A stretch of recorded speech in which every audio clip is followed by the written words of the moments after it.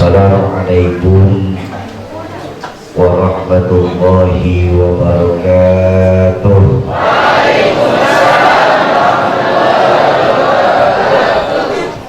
Alhamdulillahil aliyyil akbar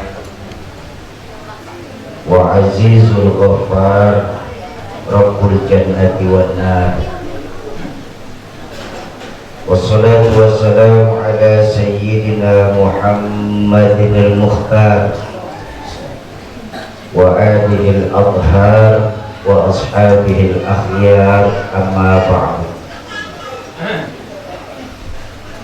Hadratul mukarramun, para alim ulama, para masyayikh, para asatiz dan ustazat, para hujjah, segenap dewan guru, wabil khusus Murabbi Ruhina Al-Mukarram Abuya Tuan Guru Haji Hamzah, Al-Mukarram Tuan Guru Haji Zainul Huda.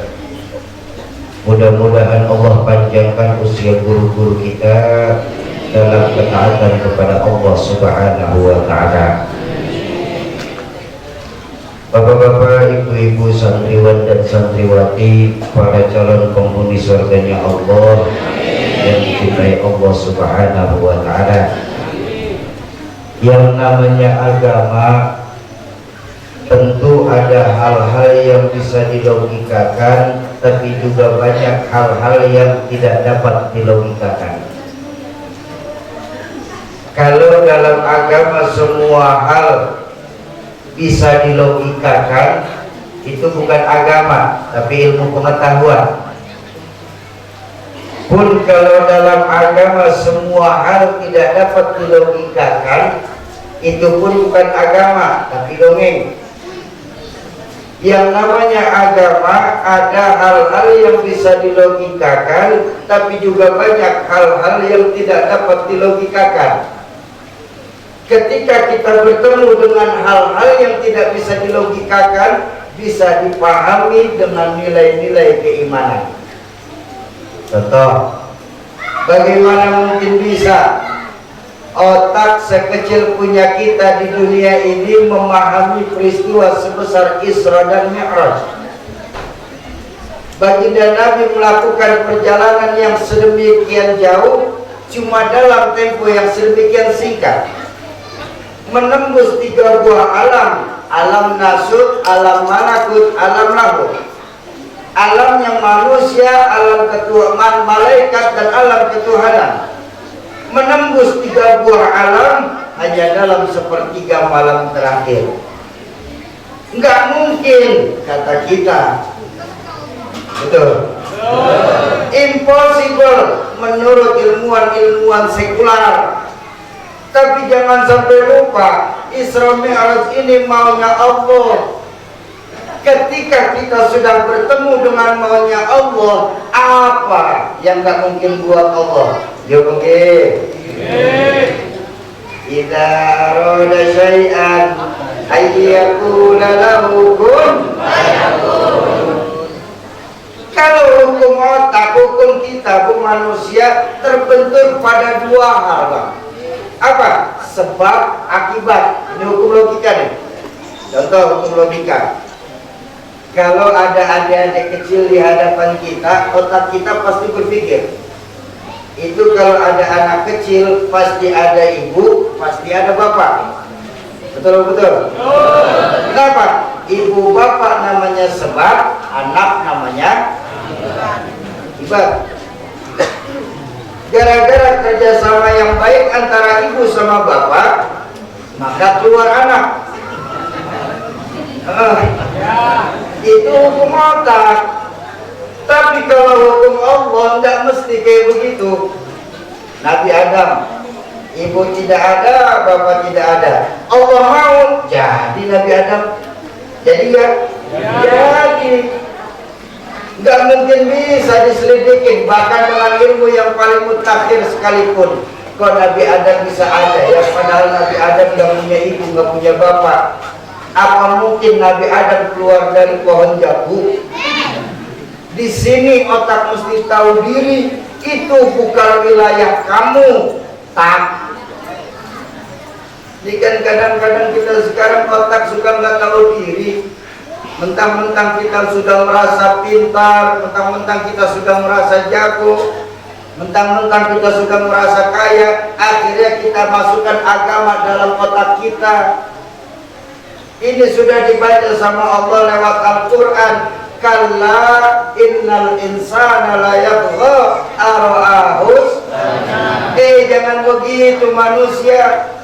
Sungguh kalian sering lupa diri ketika posisi sedang berada di puncak. Kita kalau posisi sudah berada di puncak, maka kita sering lupa diri. Akhirnya agama kita masukkan ke dalam logika yang tidak dapat ditangkap dengan logika ke otak manusia, maka bukan bagian dari agama. Itulah sekular. Bapak-bapak dan ibu-ibu jamaah santriwan dan santriwati, para calon penghuni surganya Allah yang dicintai Allah Subhanahu wa Ta'ala. Nabi Adam, Nabi Isa, ibu ada, bapak nggak ada. Allah mau jadi apa enggak? Jadi. Nggak akan bisa Bu diomongin dari kebiasaan orang Lombok. Kok Siti Maryam bisa hamil ya? Padahal Siti Maryam kan gak punya suami. Oh maaf, Siti Maryam seorang perempuan suci. Beliau hamil tanpa suami, itu disebut mukjizat. Apa namanya Bu? Mukjizat. Sayang, banyak perempuan sekarang gak kalah sama Siti Maryam. Di Jakarta, ini saya lagi cerita di Jakarta. Di Lombok mah insya Allah ada.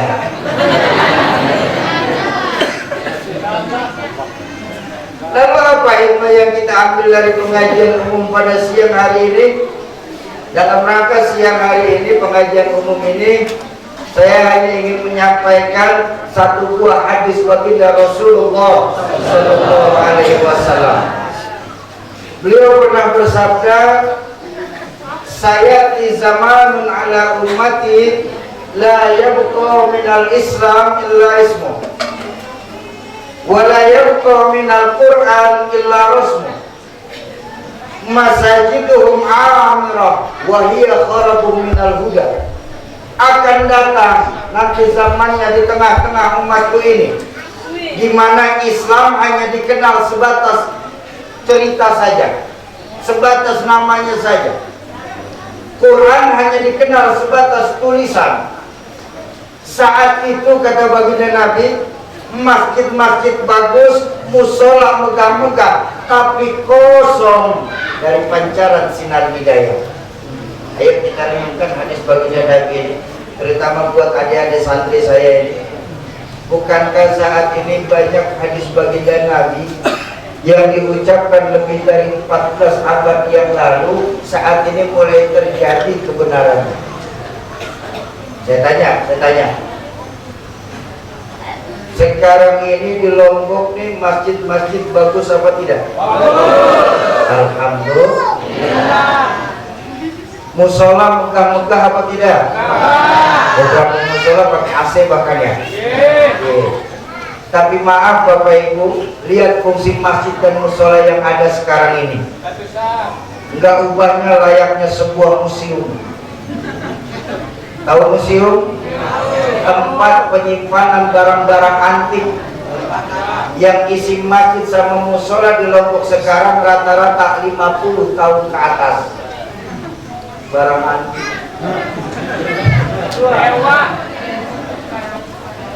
Museum bagus, megah, tapi isinya barang antik. Sementara anak-anak mudanya saat ini sudah tidak lagi mau masuk ke dalam masjid dan musola. Ini yang terjadi sekarang. Makanya baginda Nabi membuka Islam hanya dikenal sebatas cerita. Maaf Bapak Ibu, maaf Bu ya, maaf. Jujur, agama-agama lain kalau ingin menghilangkan Islam dari Lombok ini Pak, nggak perlu pakai narobom kayak kejadian bom Makassar kemarin. Mereka juga nggak mungkin menurunkan tentara Israel untuk menembak mati orang Islam yang ada di Lombok ini. Mereka juga nggak akan berani menyerang Islam secara terang-terangan di kampung kita ini. Kenapa? Kita masih mayoritas Islam di tempat kita, betul apa betul? Tapi maaf Bapak Ibu, adik-adikku, mereka itu curang, mereka itu licik, mereka gunakan taktik dan strategi habis-habisan untuk menghilangkan Islam dari Lombok tercinta kita ini. Apa strategi yang mereka terapkan? Yang paling utama yang saya mau ajak bicara siang ini, dijauhkan generasi-generasi muda dari agamanya. Terasa pada itu sekarang. Allahumma sholli ala sayyidina Muhammad. Betapa saat ini adik-adik saya Pak, anak-anak kita Bu, generasi-generasi muda Islam yang ada di Lombok ini, di luar pesantren Barakatul Walidain ini, sedikit demi sedikit, selangkah demi selangkah mulai dijauhkan dari agama. Banyak dalam pemikiran kawan-kawan kita di luar pesantren itu bahwa modernisasi harus dibarengi dengan gaya hidup yang kebarat-baratan. Kita lupa, kita tinggal di Lombok, di mana di sini kita punya almarhum Tuan Guru Zainuddin Abdul Majid, di mana akhlak, adab dan istiadat masih kita junjung tinggi-tinggi di Lombok ini. Betul? Makanya Pak, maaf, banyak sekarang timbul dalam pemikiran anak-anak muda di Lombok. Kamu kalau belum pernah ngerasain mabuk sampai jatuh, belum bisa kamu disebut generasi modern. Kamu kalau belum pernah ngerasain lem iPhone, belum bisa disebut generasi modern. Kamu kalau belum pernah merasakan yang namanya pil PCC, Flaka, sabu-sabu, ekstasi, gorilas, belum bisa disebut generasi milenial. Para pemudi-pemudi muslimah, kalau kalian belum pernah melakukan yang namanya free love, free sex, summer liven, one night stand, nggak tahu, saya juga bingung artinya. Ini buat gaya-gayaan aja. Cinta satu malam, belum bisa kalian para pemudi-pemudi muslimah disebut generasi zaman now. Sedikit demi sedikit, selangkah demi selangkah mulai dijauhkan dari agamanya. Makanya saya, Buya, mohon maaf Buya, saya siang hari ini bangga dan terharu bisa menghadiri di pondok pesantren tercinta ini. Saya mau pesan nih buat santriwan dan santriwati pondok pesantren kita ini. Ingat, satu hari ketika orang tua saya masih ada, saya sempat melakukan jalan dakwah sama beliau ke sebuah pesantren di Jawa Timur, pesantren Pelosok. Ketika hendak masuk ke dalam pesantren, orang tua saya, Allahyarham Zainuddin MZ, berhenti sebentar. Beliau tertegun dengan sebuah tulisan yang terdapat di gerbang pesantren tersebut. Tulisannya tidak panjang, cuma terdiri dari 3 kalimat. Tapi 3 kalimat ini sungguh menggugah orang tua saya saat itu. Apa tulisannya itu? Jalan masih panjang.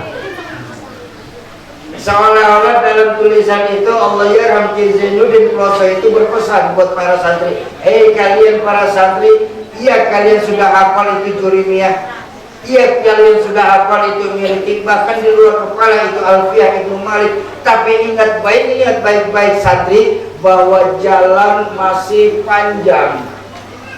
Perjuangan kalian para santri sesungguhnya bukan di pondok pesantren. Perjuangan kalian sesungguhnya ketika kalian sudah lulus dan mengamalkan ilmu-ilmu kalian. Ingat bagaimana Islam nanti di Lombok tercinta kita ini 10, 20, bahkan 100 tahun yang akan datang bukan di pundak guru-guru kita, tapi di pundak kalian jawabannya. Bahwa Allah tidak akan menghapus Islam dari dunia itu pasti. Tapi maaf, tidak ada satupun janji Allah, tidak ada satupun jaminan dari baginda Rasul, Islam masih bakal ada di Lombok tercinta kita ini kalau generasi-generasi mudanya sudah mulai dijauhkan dari agama. Jadi ini tugas kalian untuk berdakwah selepas dari pesantren. Jalan masih panjang. Dimanapun kalian berada, dimanapun kalian hidup, ingat baik-baik alma mater kalian Birrul Walidain ini, Barokatul Walidain. Ya, tuh. Apa strategi yang mereka terapkan dalam menjauhkan dalam agamanya, menjauhkan dari agamanya? Minimal 2 yang mereka terapkan untuk menjauhkan agama anak-anak muda dari agama. Pertama, fans. Yang kedua, fashion. Ini yang sudah terjadi habis-habisan teman-teman kita yang belum pesantren. Fans, tingkat pengetahuan anak-anak kita sekarang Pak tentang agamanya, bahasa mudanya begini dah Bu, tingkat pengetahuan anak-anak kita sekarang di luar pesantren tentang agamanya kan sudah mulai rendah. Betul apa betul? Maaf, selain diangkatnya ulama-ulama sepuh kita. Baru tadi pagi Bu ya, Allahyarham Buya Ucipto Musik Tangerang, seorang mursyid dari Torepang Naksabandi dan ketua dari majelis Manaqib Tuan Syekh Abdul Qadir Al-Jilani dipanggil sama Allah. Baru tadi pagi, itu termasuk guru saya juga beliau itu. Insya Allah beliau ahli surga, amin. Tapi yang saya mau ajak bilang, selain diangkatnya ulama-ulama sepuh kita sekarang Bu, minat belajar anak-anak kita sekarang tentang agamanya pun kan sudah mulai turun. Jauh sudah mulai turun Pak sekarang minat belajar anak-anak kita. Efeknya apa? Jangan heran Pak, kalau saat ini nasib pondok pesantren dan yayasan pendidikan Islam di tempat kita di Lombok ini, nasibnya itu la yamutu wa la yahya. La yamutu wa la yahya. Tidak bermutu karena pulang biaya. Kok bisa? Karena sekarang kebutuhan kita akan agama juga sebagai orang tua sudah mulai rendah. Kita sekarang tidak bangga anak-anak kita mau kita titipin di pesantren Bu. Kita sudah tidak bangga lagi Pak anak kita masuk di yayasan-yayasan pendidikan Islam. Yang kita bangga apa? Anak-anak kita masuk di sekolah-sekolah bonafit, walaupun notabene-nya punya non-muslim. Nak, kamu harus sekolah yang bagus ya nak, supaya kamu nanti bisa dapat kerja yang enak, gaji yang besar, baru kamu bisa nyenengin orang tua. Sepintas kalimat ini benar Bu, tapi kalau mau ditelaah, coba lihat. Untuk menyenangkan orang tua harus diukur dengan dunia. Padahal baginda Nabi berpesan, man arada dunya fa'alaihi bil ilmi, wa man arada al-akhirah fa'alaihi bil ilmi, wa man aradahuma fa'alaihi bil ilmi. Mau dunia pakai ilmu, mau agama pakai ilmu, mau kedua-duanya harus pakai ilmu, dan yang terbaik adalah ilmu agama. Bukankah baginda Nabi berpesan, idza mata ibnu Adam inqata'a 'amaluhu ila thalathin. Kalau anak cucu Adam meninggal dunia, maka terputus amaliannya kecuali 3. Ilmu yanfa, shadaqatan jariyah, wa waladun shalih ayyanula. Ilmu yang bermanfaat, sedekah yang diterima, dan doa anak soleh yang mendoakan orang tuanya ketika meninggal dunia. Doa anak soleh. Kalau anak kita nggak bisa kita didik untuk menjadi generasi-generasi soleh, jangan salahkan anak-anak muda kita Pak. Ketika nanti bapak ibu meninggal dunia, masuk ke dalam kubur bapak ibu dibacain ngajinya pakai MP3, pakai handphone. Kenapa? Anak kita nggak bisa ngaji Quran. Ya oke. Nih semua nih yang hadir nih, semua nih. Ini semua nih calon-calon jenazah.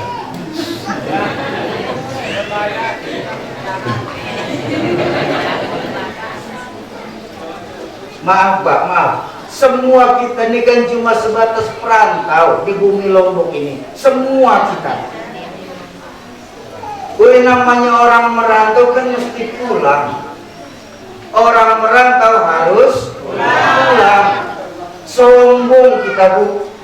Kalau memang kita sadar kita hanya seorang perantau tapi tidak pernah mikirin pulang. Pulang kan seharusnya senang. Pulang seharusnya girang. Contoh, ya buat Bapak Ibu, selesai pengajian umum kita pulang ke rumah masing-masing. Pulang, senang apa enggak? Kenapa senang? Pulang. Terbukti orang pulang pasti. Buat santri Pondok Pesantren Barokatul Walidain, lepas roh lebaran para santri pulang mudik. Pulang. Senang apa enggak? Senang. Kenapa senang? Pulang mudik ketemu keluarga. Orang pulang terbukti pasti. Bapak Ibu adik-adik pasti pernah ingat ketika masih sekolah, Di sekolahan kita gurunya galak sekali. Pas pengumuman di kelas ada pengumuman, ibu guru udah masuk sekolah, anak-anak boleh pulang. Pulang. Senang apa enggak? Senang. Kenapa senang? Karena pulang gak ada guru. Orang pulang pasti senang. Baik, terakhir. Selesai hidup di dunia, kita pulang kepada Allah. Pulang. Senang apa enggak? Ragu-ragu ya. Mau bilang senang takut ntar sore. Apa sih yang bikin kita pulang sama Allah itu berat? Nggak cuma ada yang ganjel di hati. Dua hal diajarin sama guru saya. Pertama, kita hubbud dunya wa karahiyatul maut. Kita terlalu cinta sama urusan dunia sehingga timbul saat berpisah ada yang berat mengganjali hati. Yang pertama. Yang kedua, yang paling utama apa? Karena nggak punya bekal. Nggak punya bekal maksain berangkat sampai tujuan belum tentu, sengsara di tengah jalan sudah terlihat. Kok bisa? Gue nggak punya bekal berangkat. Maaf Bapak Ibu, maaf. Saya hanya punya duit 50.000 rupiah. Berangkat saya dari Jakarta naik angkutan umum hendak ke Lombok. Kira-kira sampai apa tidak? Kalau saya maksain berangkat, pasti saya jadi gembel di jalan. Kenapa? Nggak punya bekal berangkat. Betul? Sama kayak model kita punya tetangga, Pak. Sudah tahu nggak pernah sholat, mati, berani amat. Tumben nggak sholat, mati, nah kan berani amat itu. Mati apa meninggal? Mati apa meninggal? Yang bilang meninggal, ayo kita baca sama-sama. Inna sholati wa nusuki wa ma mati apa meninggal? Ya sudah, jangan protes lagi. Ayo saya ajak jalan-jalan sebentar, Pak Bu. Pertama-tama kita nggak tinggal di sini. Di mana kita tinggal? Alam ruh. Jauh sebelum jasad diciptakan, ruh terlebih dahulu diciptakan. Betul? Manusia terdiri dari dua unsur, ada ruh, ada jasad. Itu manusia. Jasad tanpa ruh bangkai namanya. Ruh tanpa jasad kuntilanak disebutnya. Manusia ada ruh, ada jasad, tapi sebelum jasad yang sedang kita pakai diciptakan, ruh terlebih dahulu diciptakan. Berapa lama di alam ruh? Wallahu a'lam bishawab, hanya Allah saja yang tahu. Dari alam ruh merantau kita pindah untuk pertama kali hijrah. Kemana kita pindah? Alamul butun, alam rahim, alam yang ada di perut ibu-ibu kita. Berapa lama kita tinggal di sana, Bu? 9 bulan 10 hari. Wahnan ala wahnin, penderitaan di atas penderitaan. 9 bulan 10 hari orang tua kita mengandung kita. Makanya buat para santri saya mau berpesan, apalagi yang orang tuanya masih komplit, masih utuh, mumpung orang tua kalian masih utuh, itu keramat hidup kalian. Maaf para santri, maaf sekali, maaf. Bohong orang.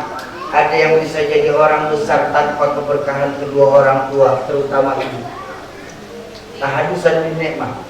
Saya siang hari ini bisa bicara di depan adik-adik santri saya. Kok bisa? Apa saya orang pintar? Tidak. Saya berani bilang, sayalah makhluk Allah yang paling bodoh yang pernah diciptakan di dunia ini. Saya siang hari ini bisa ngobrol di hadapan Bapak Ibu ditemenin sama Buya, cuman karena satu, keberkahan dari orang tua, nggak lebih dari itu. Jadi mumpung orang tua kalian masih ada, itu keramat hidup kalian. Ridallahu fi ridha walidain wa suhtuhu fi suhtuhuma. Ridha Allah di ridha orang tua, murkanya Allah di murka orang tua. Ini sekarang kan terbalik kita. Kawan kita panggil buru-buru, kita lari mendekat, tapi begitu orang tua kita memanggil, kita pura-pura tidak mendengar. Atau ketika orang tua ngasih nasihat yang bagus, kita malah sautin omongan orang tua. Padahal dalam Al-Quran kan sudah jelas, wala taqul lahum ma'uf. Jangan pernah kita bicara kepada orang tua kita. Saja nggak boleh, apalagi sampai nyautin omongan orang tua. Jadi saya berpesan buat para santriwan, adik-adik saya santriwan dan santriwati, mumpung orang tua kalian masih ada, lepas dari pesantren, di pesantren ini orang tua kalian adalah guru-guru kalian, tapi ketika di rumah berbaktilah mumpung kerabat hidup kalian masih ada. Alam rahim. Dari alam rahim kita merantau lagi, pindah gak? Pindah. Kemana kita pindah? Beyond.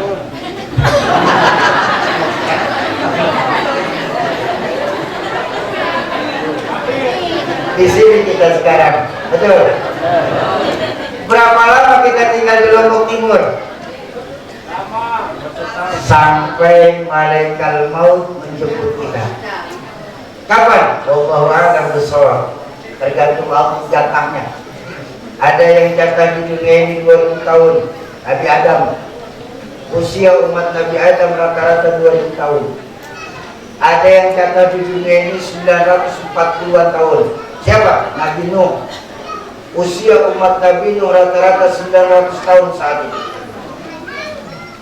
Ingat, guru-guru kita mengajarkan usia umat Nabi mengikuti Nabi. Nabi Adam 2000 tahun, umatnya rata-rata 2000. Nabi Nuh 940 tahun, umatnya rata-rata 900 tahun. Kalau kita sekarang umat baginda Rasulullah Sallallahu Alaihi Wasallam, berapa usia beliau ketika wafat?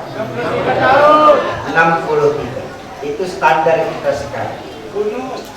Nyata hadis beliau, usia umatku nanti baina sittin wa sab'in, antara 60 sampai 70. Kalaupun lebih dikit, nggak akan meleset dari situ. 125 bungkus dapat abang. Iya, namanya bonus. Betul. Tapi kalau mencontoh baginda Rasul, umur kita cuma sampai 60.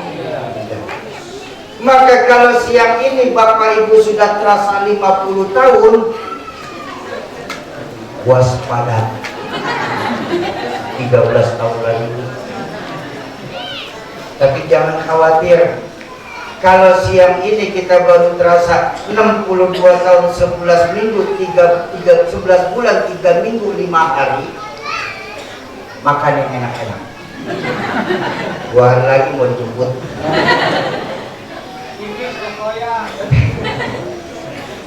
Soki, kenapa Pak? Ngomong aja kamu besar Soki. Dan memang kenapa? Saya ini masih muda, masih lama. Oh maaf Pak, maut gak pernah nunggu taubat kita Pak. Maut gak pernah nunggu amal kita Pak. Bahkan yang hebat, maut gak pernah nunggu pakai abjad. Kalau maut menggunakan abjad, enak mudah mendunia kita. Tahun ini yang mati A, tahun berikutnya B, tahun depannya C, tahun depannya D, tahun depannya E. Saya S. Abah saya Z. Berangkat duluan. Maut gak pernah pakai abjad.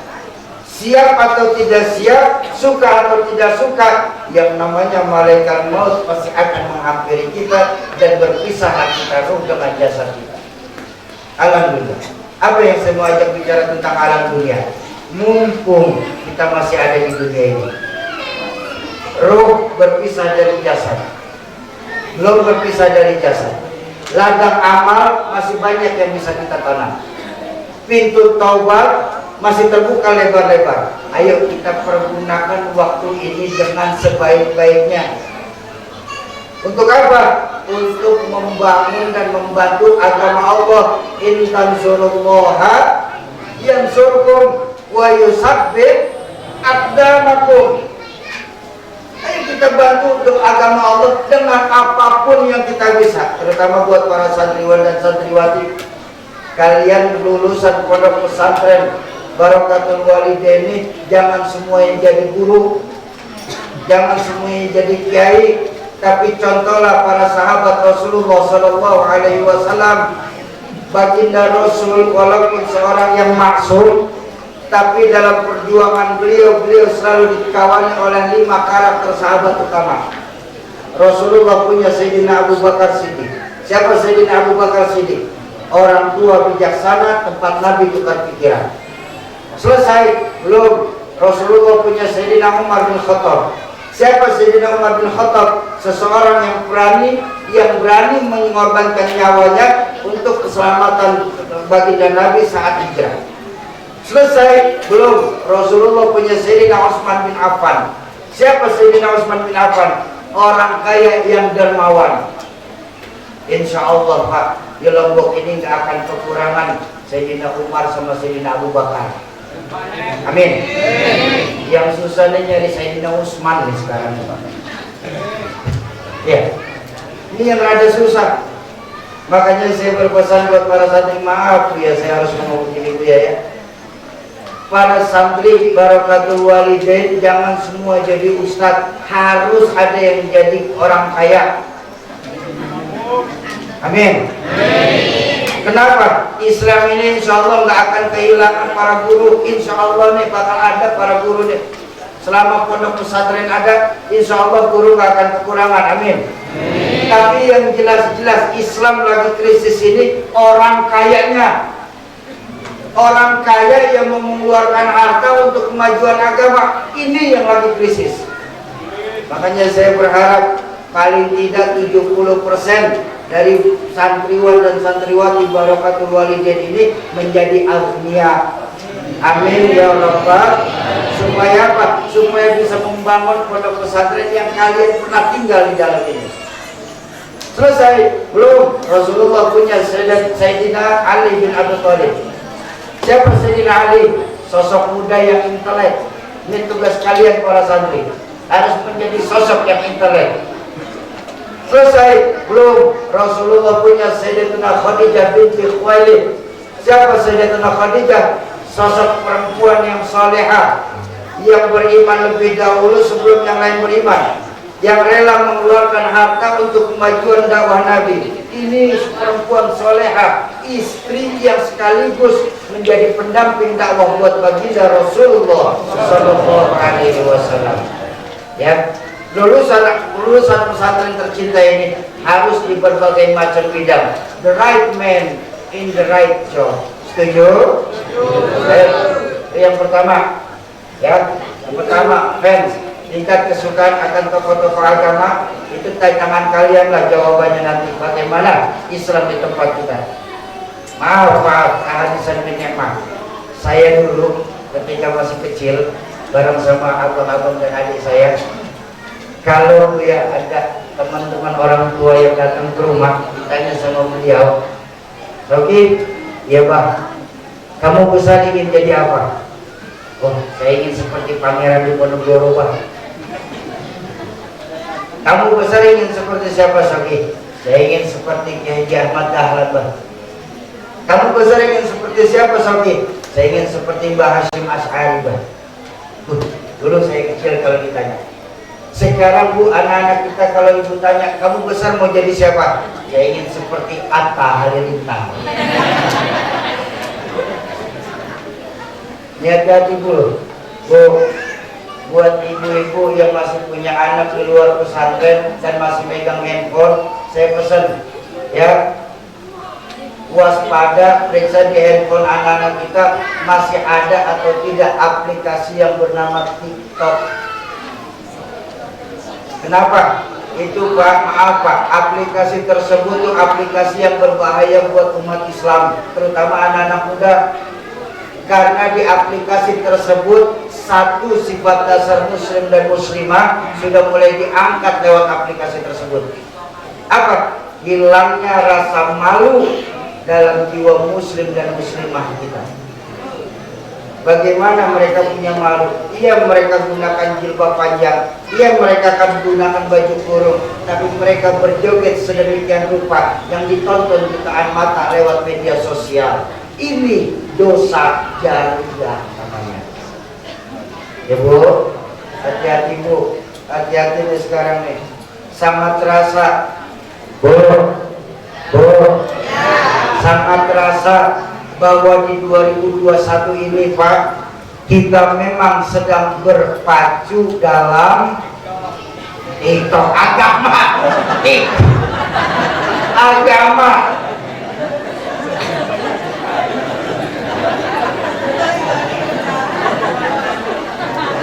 Ayo buat ibu bapak, kalian para santri, ayo didik kawan-kawan kalian di luar pesantren dengan agama. Bu, tanamkan kembali nilai-nilai agama semenjak ini dalam rumah tangga kita. Ya Bu ya, Pak. Jangan pernah berharap punya anak yang soleh dan soleha kalau kita sebagai orang tua tidak bisa berlaku soleh dan soleha di hadapan anak-anak kita. Mimpi kita di Lombok Timur ini punya generasi-generasi muda yang Qur'ani, Pak. Kalau kita sendiri sebagai orang tua tidak suka baca Al-Quran di hadapan anak-anak kita. Dan maaf, jangan pernah bermimpi masjid-masjid kita bakal penuh dengan anak-anak muda yang mengikuti sholat berjamaah di masjid.